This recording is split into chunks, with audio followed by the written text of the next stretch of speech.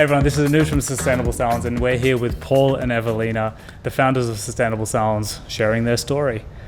So, we're now 10 years into Sustainable Salons, which is an incredible milestone. I got grey hairs. I know. Don't we all, Paul? We're 10 years into Sustainable Salons, but Sustainable Salons wasn't the first business that you started to try and solve this problem. We wanted it to be, we just couldn't afford it. What was the first problem you started buying solving? bins. Yeah, like to give the honest truth is like, so we pretty much knew what Sustainable Salons was around 2010. That was like, as we drove around Australia, we started visualizing how to pull all this together and so forth. And then we're like, oh, great. So by the time we got back, I remember, to Sydney, we were like, all right, how do we pull this all together? We start running some numbers. We're like, we don't have $1 million. We don't have any money. We've been dreaming all this way. We need somewhere to start. Mm-hmm. And I think what really became obvious to us in the beginning was the aluminium foil part. That looked really simple to solve, or simpler to solve than everything else, because why? It's infinitely recyclable. Salons will happily give us their foil, so our first business model was like, why don't we just drive around collecting the foil out of salons? And this is the 1.5 million kilos a year. Yeah. So we're thinking if we just want to solve that problem if we just collect that, because I still remember going to the scrapyard saying, well, how much will you give me for the foil? He says, at the time, I'll give you $1 a kilo. Like, there's $1 million just in driving around to collect foil, but you quickly realise Australia's a big place. You'll spend more on petrol than you will actually collecting it. So that quickly turned out to not be a great idea. So what we thought of is, well, why, if it's infinitely recyclable, why is nobody making foil from recycled aluminium? It just sounds obvious. Mm-hmm. So we set off on a mission. Went off to, because you can only do this in China now, mainly China and a few other Asian countries, because that's where aluminium gets produced. Went over there and tried to figure out, can we make the first ever foil from recycled aluminium? And long story short, it wasn't that complicated. We just had to convince a few parts of the supply chain to link up, and we got to be the world's first foil made from recycled aluminium, launched that into the industry. So that company was called Refoil. We launched it in 2011-ish. 2010, late 2011, and everyone thought it was going to be a huge success. It wasn't. I like to remind everyone, the first 3 months. So picture this: Ewelina's at home in the office. She's calling the salons to make appointments. I've got my salesman. Cold calling. First experience, cold calling. That was brutal. I've got a meeting for you in Hornsby. Go out there. And I'm like, in the car, I'm like, driving off. With your salesman's bag. Yeah, I had a salesman's bag. I had we only had one roll of foil. So I only had one SKU, one product, one roll. And I still remember driving off, and I still remember showing the first salon. I'm like, thinking, oh, she's going to buy this for sure. We've solved this amazing problem. Telling her about the foil waste problem and how we've made this awesome foil. And she says to me, foil? Who gives a shit? Like, oh no. I remember calling Ewelina going, instant feedback. I don't know if this is going to work. So let's fast forward a few more weeks. I haven't sold one roll of foil. Yeah. Literally. No one cared. Heartbreaking. Because you got to remember, no one really cared much about sustainability at this point either. It's 2010. You think today, because we're at 2024, people care about it. But back then, no one really was caring that much.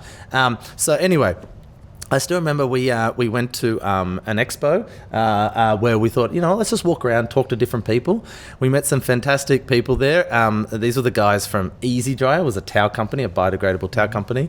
And I still remember some great advice I got from, and still a friend today, Gavin, where he says, tell me what this foil's all about. So I told him the whole story and, how we put it all together. And then he says, so how are you doing? And I'm like, because he's like, that's an amazing story. So you must be selling lots of foil. I said, I can't sell any foil, to be honest. And he's like, I see your problem. And I said, what's that? He says, stop selling foil and start selling your story.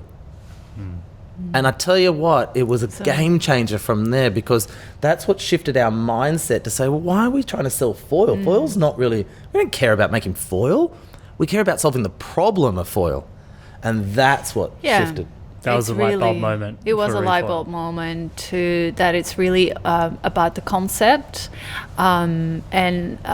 it's in a way we were a bit ahead of our times on circularity, even though we didn't start the resource recovery program, but we were introducing salons to, hey, this is a better choice product, and we'll educate you how you can recycle it, in the standard recycling system. So that's when we came up with our How Big Is Your Ball campaign.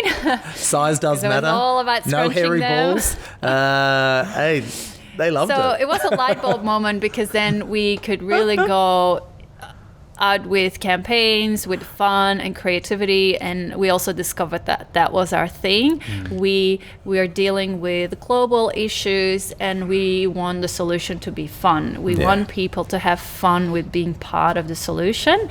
So that was definitely a light bulb moment.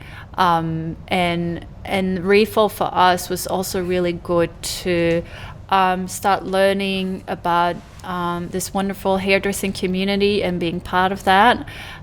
Still today, we have so many friends, and you just learn and network with so many people. And it's cool, because it kind of has an amazing effect. When you educate someone, then that person educate someone else. So I always think, if things don't work out, at least I know we've educated quite a few people out there on how to do things better. Straight away, once it started to become a success, well, everyone starts looking at you, right? Everyone's like, because when you're not a success, no one cares. But as we became a success, and the foil was now becoming the top-selling foil in the industry, all the other foil brands are like, we're also recyclable. And we're like, great. Like, people think, we would be like, competitors. We're like, no, this is good. You're all talking about it now. You want to be involved in the solution. And you know what? Today, now everyone talks about recycling their foil. Even councils are now doing it. And I think a really proud moment is, it's not even just councils now. We're seeing all these brands that make foil products all saying, crush it into a ball, put it in your recycle bin. And that's like, we moved the needle. We got to move the needle. And it's actually even gone global now in quite a few countries, where they talk about crushing foil into balls. And just to give some context around that, the reason you've got to put it into a ball is because when it goes into the recycling centre, it shoots off a conveyor belt called an eddy current. And if you don't crush it into a foil ball, then it won't shoot off that eddy current. It will stay flat on the machine and end up in landfill. So, which is where this tagline, how big are your balls? Exactly. And you should have seen, what's so funny? Nothing to do with being provocative. You're like, no, this is how it needs to be recycled. No, we're just thinking it's a girls and gays industry. You just got to have a heap of fun, and because I've been in this industry forever. You just want to have fun. I want to see everyone crushing, making the biggest ball possible, and throwing them across the salon and just having fun with it. And you know what? We get to save the planet at the same time. So after Refoil, you made your $1 million. You retired for the rest of your life, right? Yeah. Well, Refoil just grew so fast. We got to about, I think we're talking now 2013, 2014. And then I started to say to Ewelina, that idea about Sustainable Salons, should we do it? Should we go for it? It was a bold idea at the time. And I'll give you another funny story, because as we now built Sustainable Salons, it's 2015, we had to go out to a whole bunch of salons, I remember. And I still remember testing the idea first, before we tried to sell it. So I wanted to go to some friends that I knew and said, well, this is what we're doing, and this is how we're going to, put it all together. And he says, well, how much is it going to cost me? And I was like, you don't pay for it. The client's going to pay for it. I still remember his words. He's like, what are you, the government? What is this, a green GST? And I'm like, no, it's not a green GST.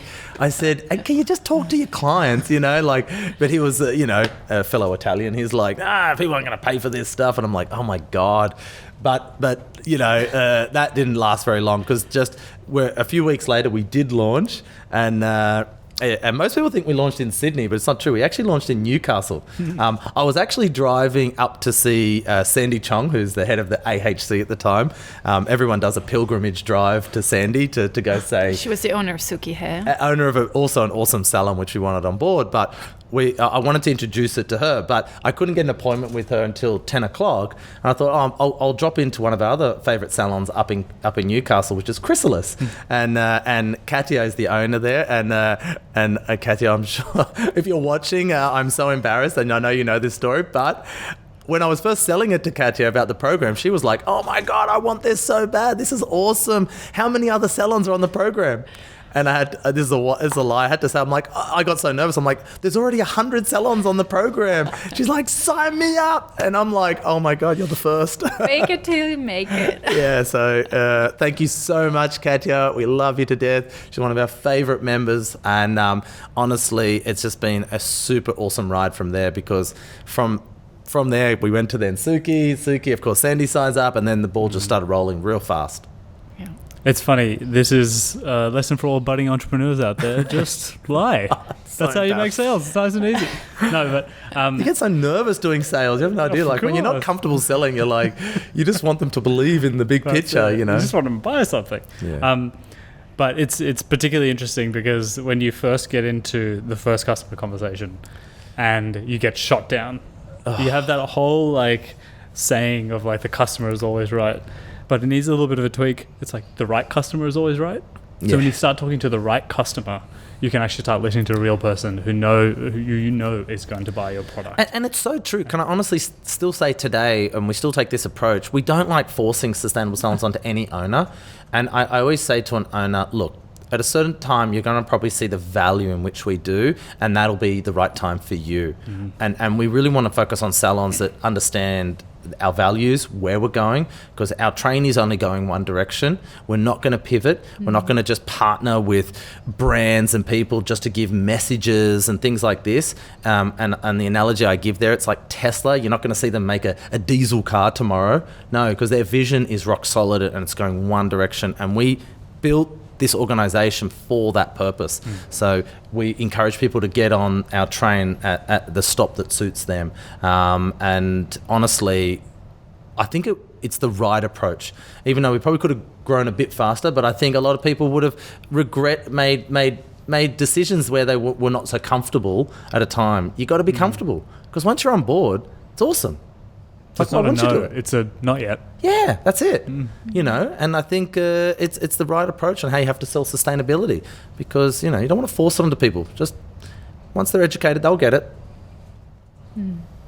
There's a huge amount of work that goes into growing a company, but yours in particular is Sustainable Salons collects the material.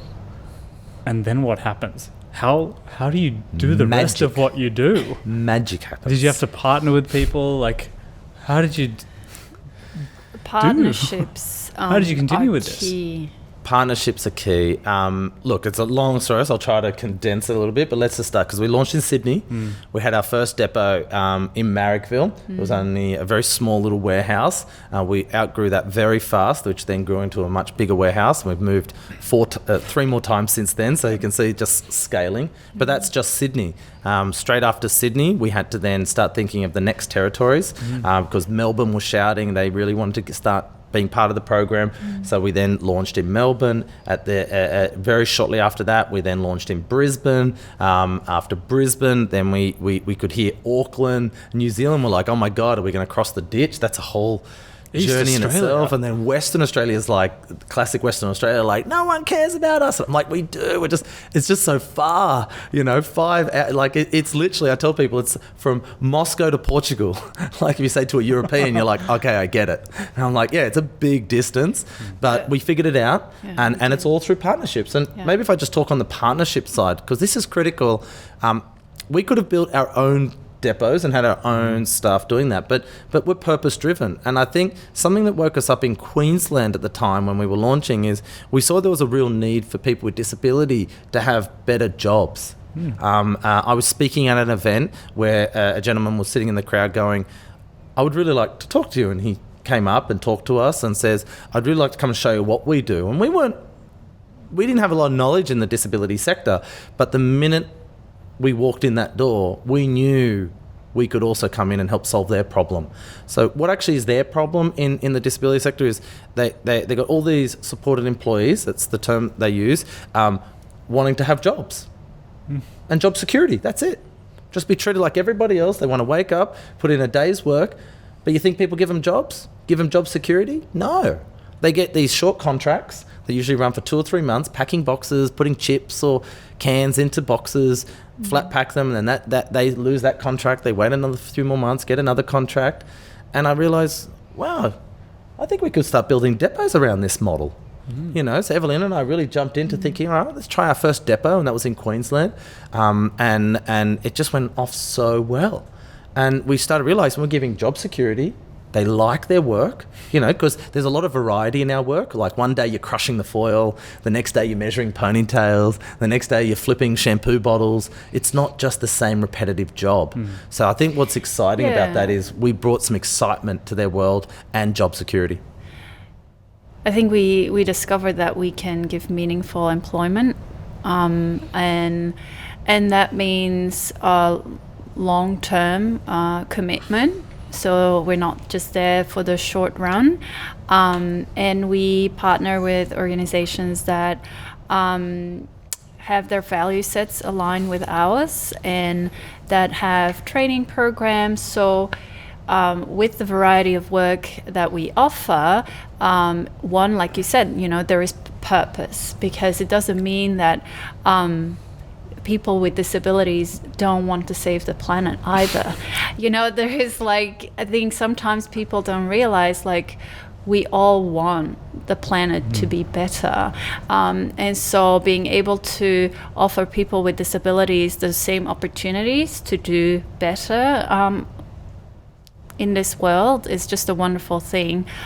So yeah, some of the partners, they provide training programs, which is really cool, because then after they finish that, then they can go out in the world and go for their own work there without any support. So it's really lovely knowing that we can play that part in their journey, which is really cool. And it's again one of those things where maybe in the beginning we didn't know much about, and that wasn't the core purpose, but now it's become a core purpose of ours in the people pillar, is really that inclusive workforce. And makes now up 50% of our workforce now, about 45. I just can't imagine now without it employees, now, you know? Yeah. And so how many cool. depots do you have access to, or do you partner with?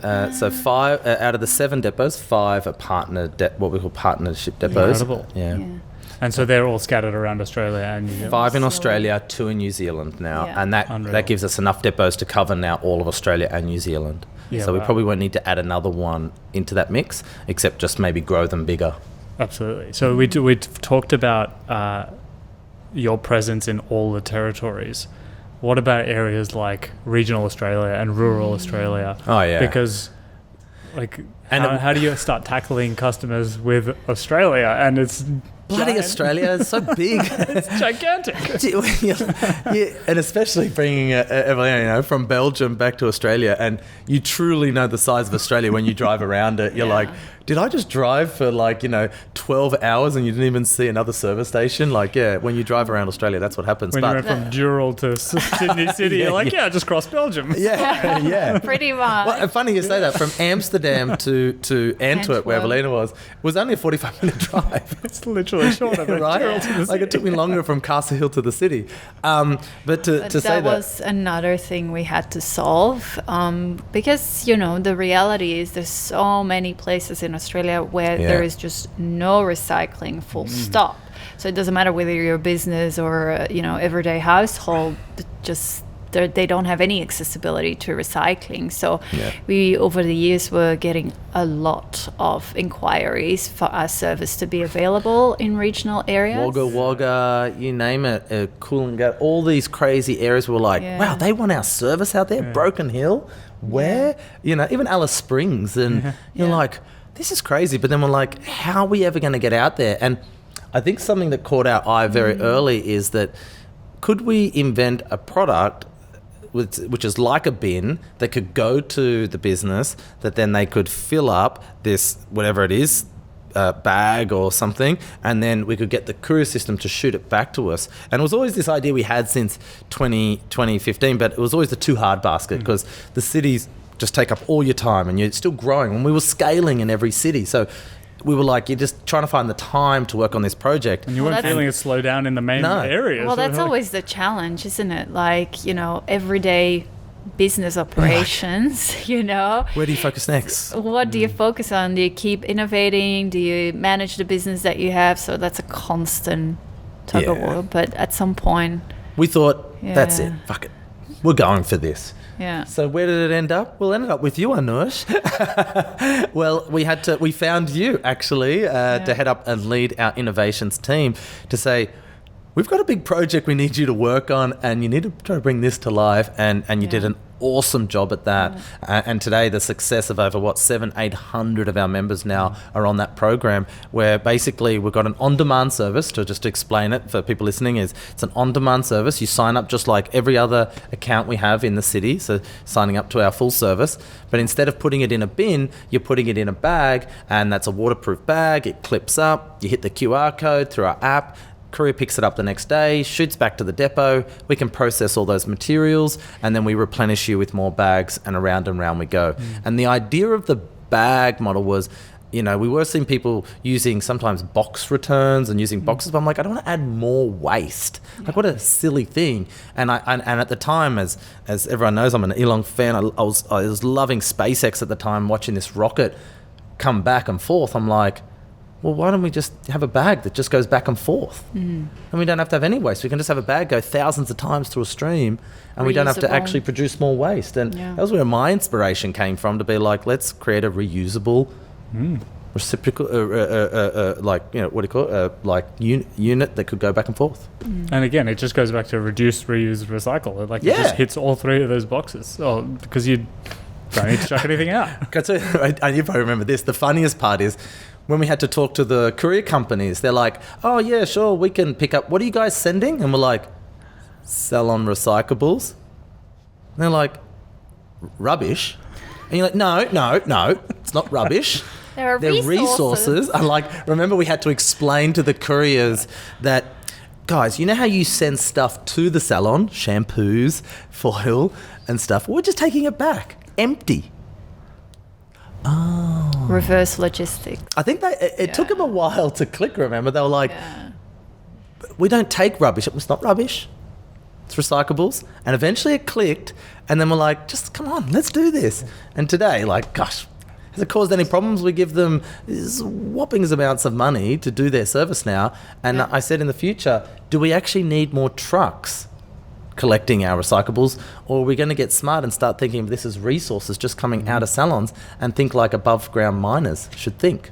And it's funny, why would a courier want to bring their truck home empty when it could be also shipping stuff on the way home? Right? We're filling a huge gap for them. Everyone knows in the logistics game, they come back half empty. Yeah. So let us fill up that empty space. And I think today they get it, but remember back then it was like, oh my God, how to convince them of collecting salon materials. So that's now probably 7 years into the journey. Yeah. 7? Wow. 7, 8 years into the journey. Yeah. We still have the last couple of years to go. What's happened in the last couple of years that have been those big milestone moments? We're seeing a very different Sustainable Salons than it first started. Can I say the C word? No. Ooh, I don't know what the C word is. I don't know what it's going to be. COVID. That one. Oh, tell us about the COVID changes. How did Sustainable Salons need to change? I'm not trying not to swear too much, but it's like, oh my God, first of all, when it happened, every one of us, we're all like, the world's collapsing. And as business owners, and anyone listening as business owner, you're like, has my whole business just collapsed now? Of all my years of building what we've built, and thank God we're here today and not everything collapsed, but it really has not recovered since.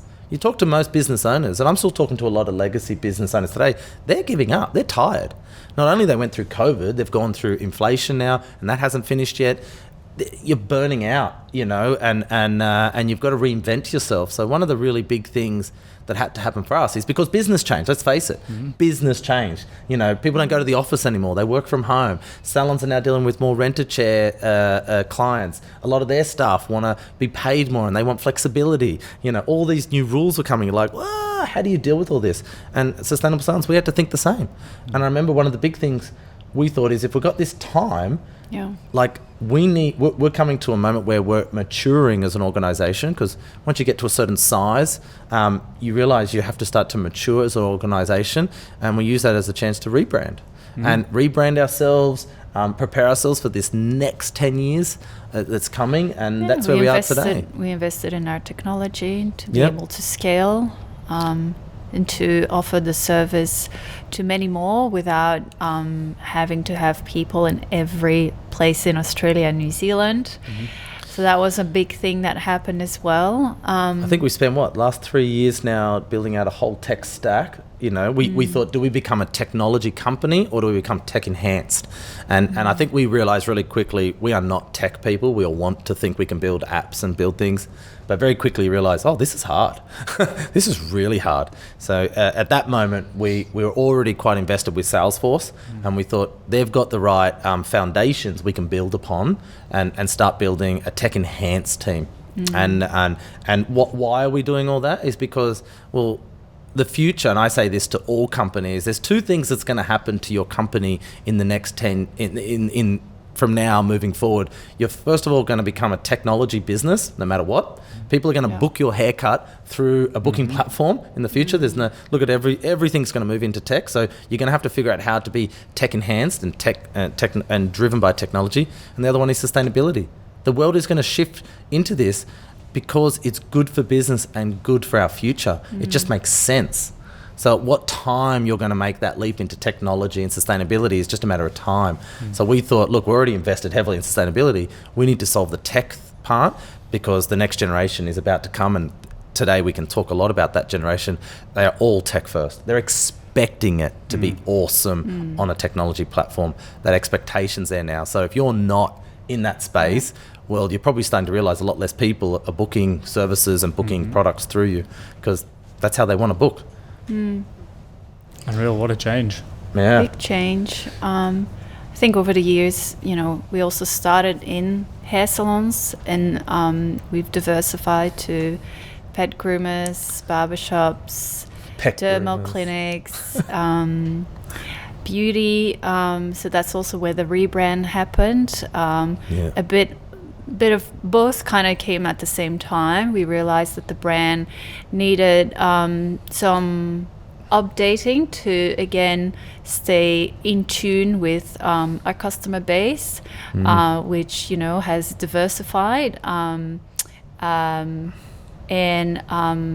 very much the customer is all, I don't know, what is it, 80%, 90% on their phone? Like our customer base, that's how they do their business, that's how they do their socials, like everything is on their phone. So again, the rebrand and investing in technology is also geared towards that we still in the future stay in tune with how they do business. So we remain relevant, easy, convenient for them to use. Like, are we there yet? We're getting there. Yeah. It's the hardest thing. Yes, you I'm on know. the phone. Yes, I'm there. It's like, oh my God, mobile first. Like I now realize what that word means. You know, like you have to be mobile first. Mobile first means the first thing you do when you wake up is touch your mobile.